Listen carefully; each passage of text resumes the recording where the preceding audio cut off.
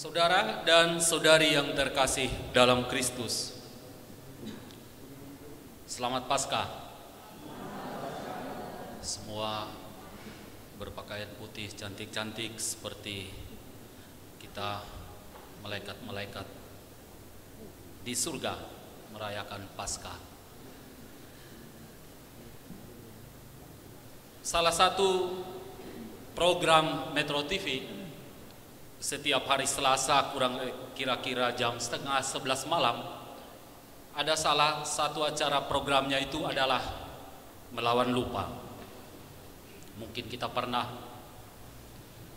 mengikuti program TV itu.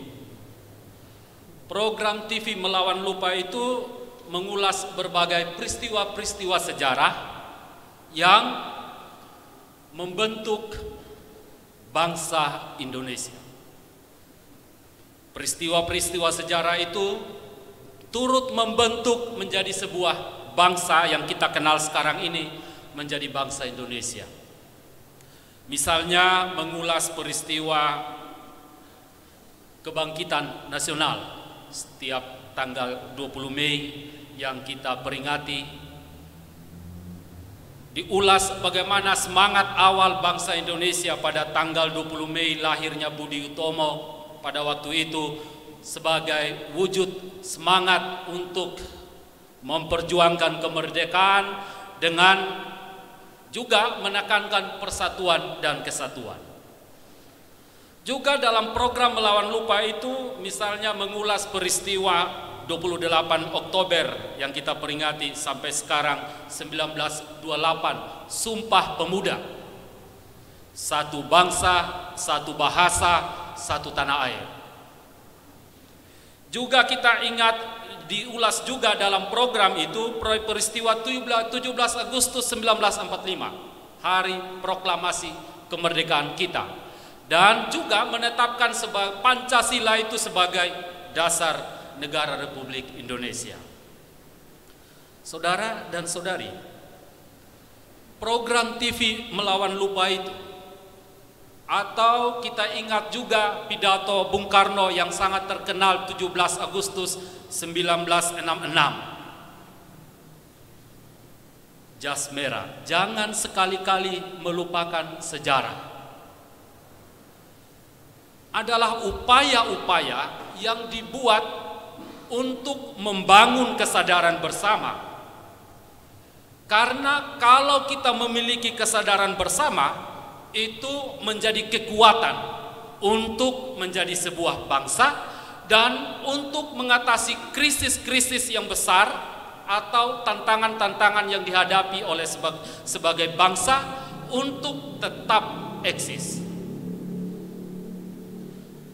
Oleh karena itulah bisa kita mengerti kalau kita ingat tahun 2010 sampai 2015 kelompok-kelompok radikal ISIS teristimewa di Timur Tengah, bagaimana mereka itu menghancurkan situs-situs budaya, situs-situs sejarah yang berumur ribuan tahun, 2000-an tahun.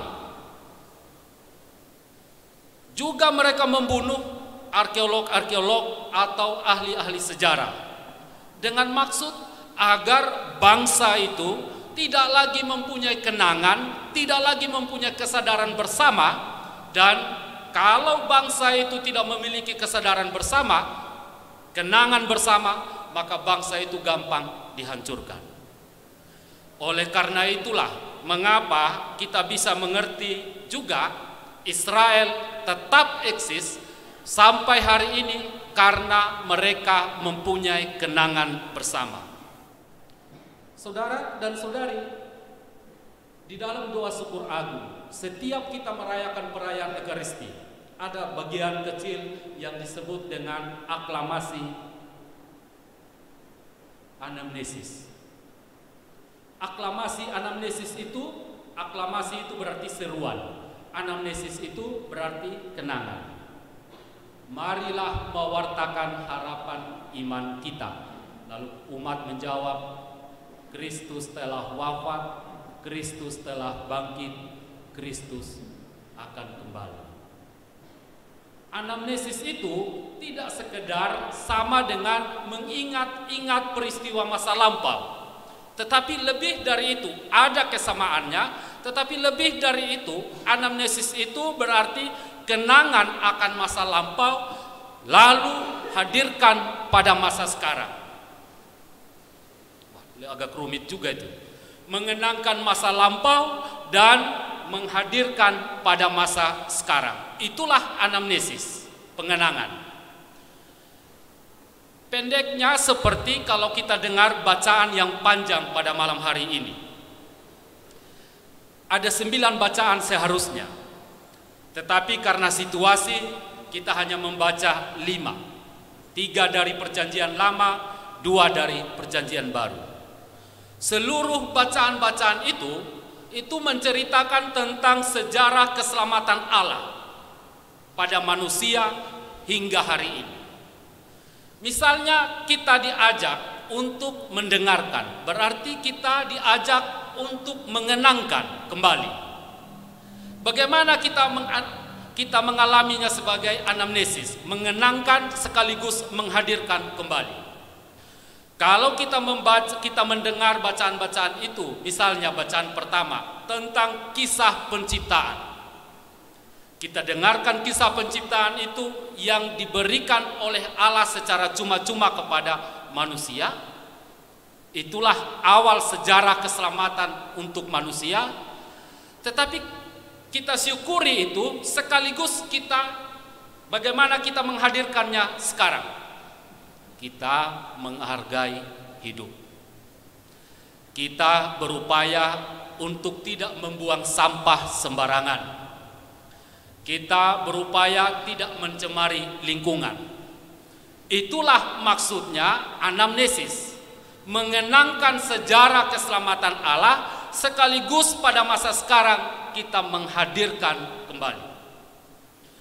Saudara dan saudari yang terkasih, kutipan-kutipan yang selalu dibacakan setiap malam Paskah tidak boleh diganggu-gugat adalah dari Kisah Keluaran bab 14 ayat 15 sampai dengan bab 15 ayat 1. Dalam bacaan kedua itulah yang tidak pernah diganti-ganti. Kalau yang lain masih bisa dipilih-pilih, tetapi bacaan yang kedua yang kita dengar tadi itu tidak bisa diganti-ganti.